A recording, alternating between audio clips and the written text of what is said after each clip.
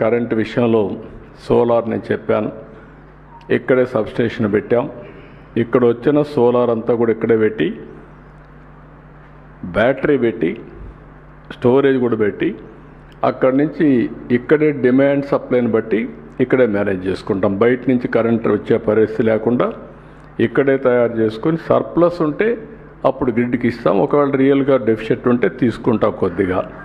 దానికి కూడా శ్రీకారం చుట్టాం. నిన్నే నేను సబ్స్టేషన్ కూడా ఇనాగరేట్ చేసాం.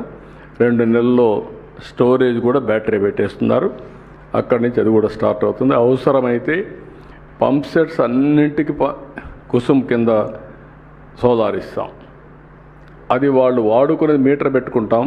వాళ్ళు విల్లింగ్ అయితే వాళ్ళు ఎంత కరెంట్ ఇస్తారో ఎప్పుడు కావాలంటే అప్పుడు మళ్ళీ కరెంట్ వాళ్ళు తీసుకోవచ్చు. స్వాపింగ్. ఇప్పుడు మనం వాళ్ళకి పీక్ ఉంది, కరెంట్ ఇస్తారు, వాళ్ళకి అవసరం మళ్ళీ ఇస్తాం. ఆ కరెంటుతో వాళ్ళ స్కూటర్లు, సైకిళ్ళు, కార్లు, ట్రాక్టర్లు అన్నీ ఛార్జ్ చేసుకోవచ్చు. Zero cost. ట్రాన్స్పోర్టేషన్కి కానీ వెహికల్స్ మీద కానీ కారు కొనుక్కుంటే ఇంకా మెయింటెనెన్స్ ప్రాబ్లం ఉండదు. అలాంటి వాతావరణాన్ని తీసుకొస్తాం. ఇది ఒక మేజర్ ప్రాజెక్ట్ అవుతుంది. దీనివల్ల ఎన్విరాన్మెంటల్ బ్యాలెన్స్ అవుతుంది. మూడవది నేచురల్ ఫార్మింగ్. ఏటీఎం ప్రాజెక్ట్ కూడా తీసుకొస్తున్నాం. నేచురల్ ఫార్మింగ్ తీసుకొస్తాం. ఇక్కడ పండించిన పంటలని తిరుపతి పంపిస్తాం, రైతు బజార్లు పంపిస్తాం, జియో ట్యాగింగ్ చేస్తాం, సర్టిఫికేషన్ కూడా ఉంటుంది. ఈ ప్రోడక్ట్ నేచురల్ ఫార్మింగ్ అని తెలియడం, ఎక్కడి నుంచి వచ్చింది, ఏ రైతు పండించాడు, ఏ పొలంలో పండించాడు అనే డీటెయిల్స్ కూడా ఉంటాయి. ఎవరైనా వినియోగదారుడు ఎప్పటికప్పుడు చూసుకోవడానికి టెక్నాలజీ బ్యాకప్తో ఇవన్నీ కూడా వస్తాయి. ఇంకొక పక్క డైరీ చెప్పాను నేను. డైరీ పెద్ద ఎత్తున టేకప్ చేస్తున్నాం. మొన్నే మన వాళ్ళు ఒక బ్యూటిఫుల్ ఎక్స్పెరిమెంట్ కూడా చేశారు. ఆర్టిఫిషియల్ ఇన్సిమినేషన్ చాలా బాగా సక్సెస్ అయింది. ఇది కూడా ఓస్ట్రస్ సింక్రనైజేషన్ ప్రోగ్రామ్. దీనివల్ల మీరు ఒకసారి చూసి 63% సక్సెస్ అయింది. ఇది 70-80% కూడా చేసే పరిస్థితి వస్తుంది. ఆ సమయంలో రైట్ టైంలో కేర్ఫుల్గా ఆపరేట్ చేస్తే మంచి ఇది వచ్చింది.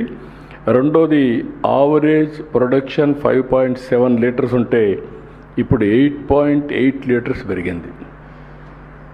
మోర్ దెన్ 33% ప్రొడక్టివిటీ పెరిగే పరిస్థితి వచ్చింది. అదే మరి ఇక్కడ సేద్యంలో నేను చూస్తే నిన్న జీవామృతం పక్కనే పెట్టారు, ఒకసారి మీరు చూసుంటారు. అక్కడ డ్రోన్స్ ఉపయోగించి జీవామృతాన్ని కూడా స్ప్రే చేయడం డ్రోన్ ద్వారా చేసేస్తున్నారు. ప్రకృతి సేద్యం కూడా చాలా సులభంగా ఇవన్నీ వస్తున్నాయి. అది కూడా తయారు చేస్తాం. ఇంకొక పక్కన ఈ పక్కన అడవుల్లో ట్రెంచెస్ కూడా కొట్టమన్నా, సో దట్ అడవుల్లో పడే నీళ్ళు ఎక్కడికి వెళ్ళిపోకుండా అవన్నీ భూగర్భ జలాలుగా మార్చడానికి ఆ కార్యక్రమం కూడా చేస్తాం. ఇంకో పక్క స్కిల్ డెవలప్మెంట్ సెంటర్ పెట్టాం. అందరికీ స్కిల్ డెవలప్మెంట్ సెంటర్ చేస్తాం. ఈ ప్రాంతంలో ఉండేవాళ్ళు కంప్యూటర్ ఆపరేటర్స్ కానీ చదువుకున్న వాళ్ళు ఉంటే ఇక్కడే ఉద్యోగాలు, వర్క్ ఫ్రమ్ హోమ్. అదే సమయంలో ఇక్కడే వర్క్ స్టేషన్స్ క్రియేట్ చేసి కంపెనీలు పెట్టి అక్కడి నుంచి నేరుగా వాళ్ళు పనిచేసే అవకాశాలు కూడా ఇస్తాం. So that upgradation of skills, continuous learning, new technologies అవన్నీ కూడా పెడతాం. సబ్స్టేషన్ దగ్గరనే ఒక 200 స్టేషన్స్ కానీ 250 స్టేషన్స్ బిల్డింగ్ అంతా రెడీ అవుతుంది. ఒక 8 నెలల్లో ఇది కూడా పూర్తవుతుంది. 1 ఫ్యామిలీ 1 ఆంటర్ప్రెన్యూర్ కూడా ఇక్కడ ప్రారంభించాం. అది కూడా స్టార్ట్ చేశాం. ఇప్పుడు డాక్రా సంఘాలే చేస్తున్నారు. రాబోయే రోజుల్లో మిగిలిన కూడా చేస్తాం. ఇంకొక పక్క కేర్ అండ్ గ్రో అనే ఒక ప్రాజెక్ట్ తీసుకొని అంగన్వాడీ కేంద్రాలుగా వాళ్ళందరికీ ట్రైనింగ్ ఇస్తున్నాం. It is also very good project. Deficiencies by birth కానీ చిన్నప్పుడు కానీ డెఫిషియన్సీ ఉంటే అవన్నీ కరెక్ట్ చేయడానికి అర్లీ స్టేజెస్లో ఐడెంటిఫై చేసి అవన్నీ కరెక్ట్ చేస్తారు. అది కూడా చేస్తాం. ఇది కాకుండా ఇంకొక పక్కన